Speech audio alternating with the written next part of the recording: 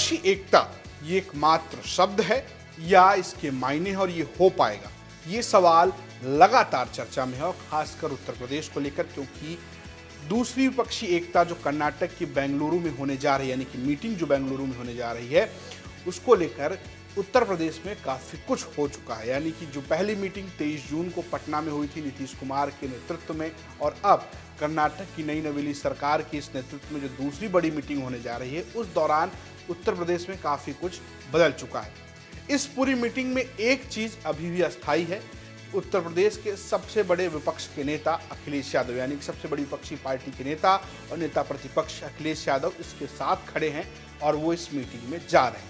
लेकिन 5 वो सवाल या कहें कि 5 वो घटनाक्रम जो इस मीटिंग को लेकर जरूर चर्चा में आएंगे और जरूर इन पर सोचने की जरूरत पड़ेगी विपक्ष को, वो हम आपको बताने जा रहे हैं। सबसे पहला सवाल ये है अखिलेश और राहुल गांधी की सहजता या दोस्ती।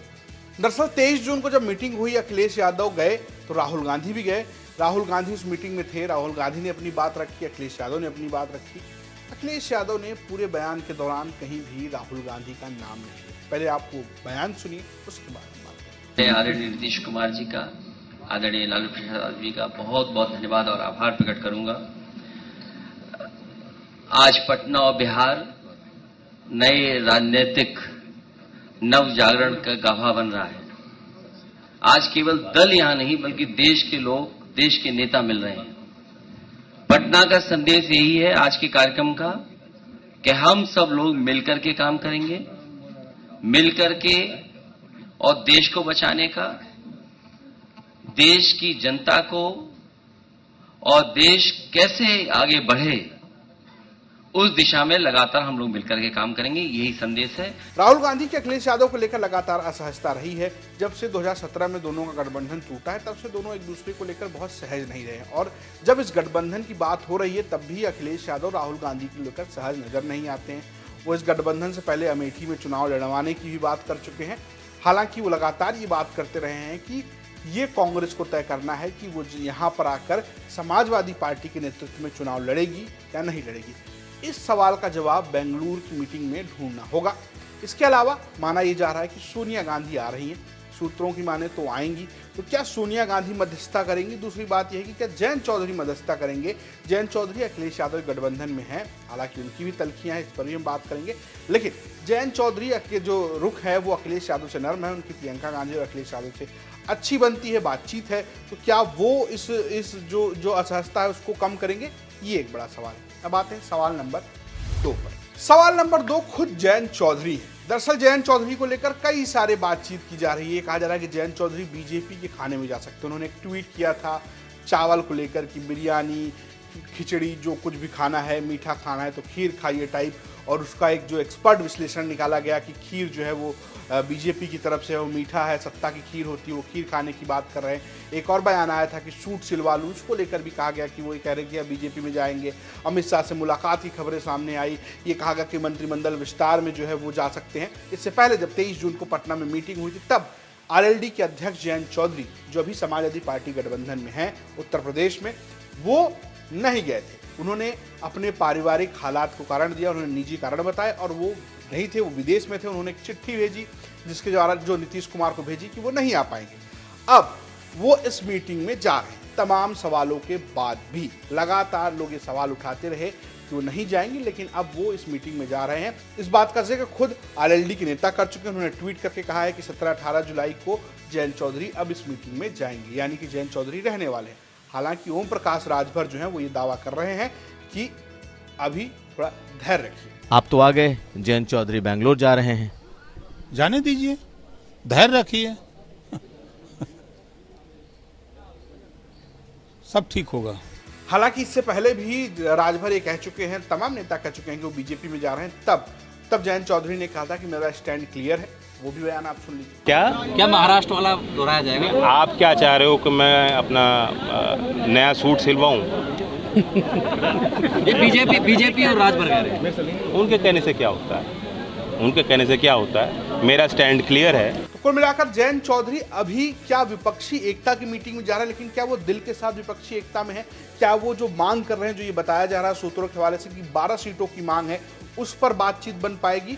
और दूसरी बात वही कि क्या वो अखिलेश, राहुल और जो जयंत की जो जोड़ी बताई जा रही है उसके बीच में सेटल हो पाएंगी? ये एक बड़ा सवाल है। अब आते हैं सवाल नंबर 3 पर। सवाल नंबर 3 है मायावती। उत्तर प्रदेश में विपक्षी एकता को लेकर मायावती हमेशा से बड़ा सवाल रही। 2019 में समाजवादी पार्टी और मायावती का गठबंधन रहा है। मायावती इस वक्त दिल्ली में, बेंगलुरु में जब मीटिंग यादव जा रहे हैं, जयंत चौधरी जा रहे हैं। अगर आप तीसरे मोर्चे की बात या तीसरे पार्टी की बात करें तो कांग्रेस के बड़े नेता राहुल गांधी, सोनिया गांधी मौजूद होंगे। लेकिन मायावती जो उत्तर प्रदेश में मुख्यमंत्री रह चुकी हैं, बसपा जिसका 12% वोट अभी भी है, जो दलित वोटों के लिए जानी जाती है, दलित उनके मुख्य वोटर्स हैं, ऐसे में मायावती दिल्ली में है। और ये माना जा रहा है कि मायावती की बातचीत चले। सूत्रों की माने तो कांग्रेस के साथ कुछ बातचीत है उनकी, लेकिन बेंगलुरु में मायावती नहीं है। दूसरी बात, अखिलेश यादव को लेकर उनकी तल्खी। अखिलेश यादव से मायावती की लगातार तल्खी रही है 2019 के बाद। हालांकि अखिलेश यादव ये कहते रहे हैं कि सबका स्वागत है, जो आना चाहे आए, मैं नहीं जाऊंगा, लोग आकर मुझसे बात करें। तो क्या मायावती आएंगी, क्योंकि वो अखिलेश यादव और कांग्रेस दोनों पर लगातार हमलावर है? और अगर बिना मायावती की गठबंधन होता है तो क्या दलित वोट आएगा? ये बड़ा सवाल है। बड़ा सवाल यह है कि अगर इस मीटिंग में मायावती को लाने के लिए बातचीत होती भी है तो सीट शेयरिंग का क्या होगा? आखिर अखिलेश यादव सबके लिए कितनी सीट छोड़ देंगे? तो ये भी एक बड़ा सवाल है। अब आते हैं चौथे सवाल पर। चौथा सवाल है माहौल से। माहौल, पहली मीटिंग के बाद से बीजेपी ने माहौल को बदल दिया है। लगातार बीजेपी नए नए साथियों को जोड़ रही है। एक तरफ बिहार से चिराग पासवान को जोड़ा गया, तो ठीक इस गठबंधन की मीटिंग से पहले उत्तर प्रदेश में एक बड़ा तोड़फोड़ किया गया, आप कह सकते हैं। उन्होंने ओम प्रकाश राजभर को, ऐसा माना जा रहा था कि ओम प्रकाश राजभर आज नहीं तो कल बीजेपी के साथ जाएंगे, लेकिन इस बड़ी ऑपोजिशन मीटिंग से पहले ही ओम प्रकाश राजभर को एनडीए में शामिल कराया गया। खुद अमित शाह ने ट्वीट किया, उसके बाद ओपी राजभर ने ट्वीट किया। ये वही ओपी राजभर हैं जो मायावती, नीतीश कुमार, अखिलेश यादव, कांग्रेस की एकता की बात कहते थे और कहते थे कि मैं तो कभी भी आ जाऊंगा। और अब वो कह रहे हैं कि ये लोग एक साथ नहीं आ पाए, तो मैं अब बीजेपी के साथ हूं। ये दोनों एक साथ आने को तैयार नहीं। न अखिलेश जी कांग्रेस को लेने को तैयार, कभी हाँ कभी ना, मायावती से बात करने को तैयार नहीं। तो अकेले अकेले कोई लड़ाई नहीं लड़ सकता है। तो जब हमने देखा कि हम जिसको चाहते हैं ये गोल बनी नहीं रही है, तो चलो हम एक नई गोल अपनी दूसरे में शामिल हों, कोई ना कोई बात होगी। अगर वो नहीं गई तो सभी विपक्ष के जितने साथी हैं सब लोग टाइम लेके एक साथ जाएं, उनके यहाँ बैठ के बात करें। चाहे वो दिल्ली मिले चाहे लखनऊ मिले, उनसे बैठ के बात करिए कि जब विपक्षी एकता की बात हो रही है, आप भी पिछड़े दलित वंचित शोषित की बात करती हैं, हम लोग भी करते हैं, आप भी जातिवाद जनगणना की बात करती हैं, आप भी एक समान शिक्षा की बात करती हैं, तो आप क्यों नहीं एक साथ आ रही हैं?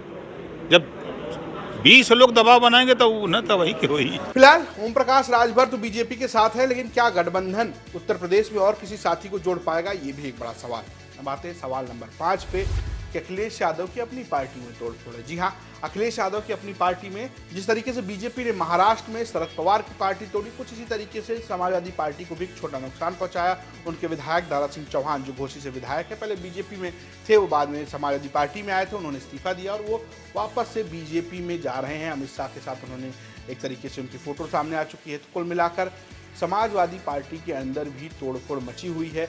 ऐसे में क्या अखिलेश यादव जो विपक्षी एकता की बात कर रहे हैं वो अपनी पार्टी को भी एकजुट रख पाएंगे? लगातार बीजेपी ये दावा करती है कि वो समाजवादी पार्टी को कभी तोड़ सकती है, कभी भी तोड़ सकती है। हालांकि जब शरद पवार की पार्टी टूटी थी तब अखिलेश यादव ने कहा था कि बीजेपी के कई प्रयोग हैं लेकिन ये फेल होंगे और गठबंधन जीतेगा। सुनिए। देखिए, ये जो महाराष्ट्र में हो रहा है और मध्य प्रदेश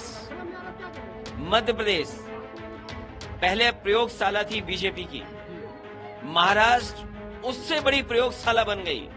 आप देखना, लोकसभा का चुनाव आते आते देखना कितने नए तरह के प्रयोग भारतीय जनता पार्टी करेगी, क्योंकि उसे सत्ता से बाहर नहीं जाना है, सत्ता में बने रहना है। चाहे गरीब, किसान, वंचित, शोषित, पिछड़े, बहुजन, कहीं उनको स्थान न मिले, लेकिन उन्हें स्थान सत्ता का मिलना चाहिए। ये 5 सवालों का जवाब क्या बेंगलुरु की मीटिंग में दे पाएगी विपक्ष की पार्टी? उत्तर प्रदेश में गठबंधन का स्वरूप सामने आएगा? क्या सीट शेयरिंग पर बात होगी? इन सब पर यूपी तक की निगाह बनी हुई है। हम आपको लगातार कवरेज में दिखाएंगे कि आखिर विपक्षी एकता की मीटिंग में क्या हो रहा है। साथ ही साथ ये भी याद रखिए कि 18 जुलाई को एनडीए की भी मीटिंग है, उसमें भी क्या निर्णय होते हैं, किसको मंत्रालय मिलने वाला है और किसको सीट मिलने वाली है, ये सब जानकारी आपको यूपी तक पर मिलती रहेगी। देखते रहिए यूपी तक। नमस्कार।